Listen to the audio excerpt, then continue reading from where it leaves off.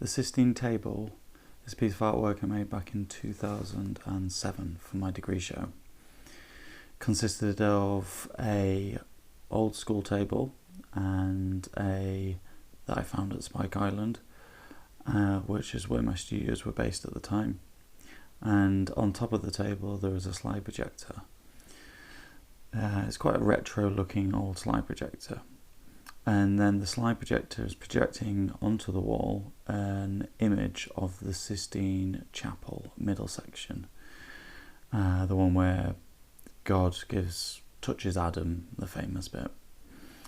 Now, if you look closely at the image of the projected onto the wall, it's quite faded because the piece was shown during natural gallery light. It wasn't purposely installed in a dark room or low light settings.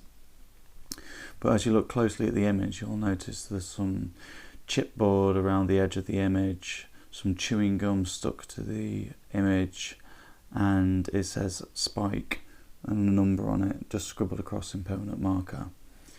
That's because the image was painted on the underside of the table, which supports the slide projector, which projects the image onto the wall.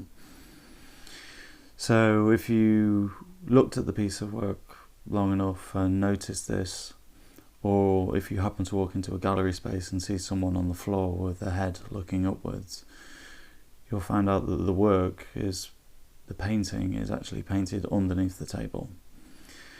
Now, it's a nice little circle. I kind of like the work, how it kind of projects onto the wall something that you think is elsewhere, and it repeats underneath the table. And when you see that on the wall, the work, you get this sense of a new discovery. If you realise this and you look underneath the table, you have this sense of awe and discovery, like when you see an original work. So the whole idea of the work was that you're meant to have this sense of this going somewhere and making a pilgrimage and finding the original piece, instead of seeing stuff from slide projectors or images out of books and stuff like that. So it's the difference between being educated in the way where you see from images and see through these bad resources, and actually going and looking up at the ceiling and going, oh, it's the original piece. Quite obviously it's not the original Sistine Table, but it's that split second you get that when you realise it's painted under the table and then you see it, you have this little aha moment of discovering it.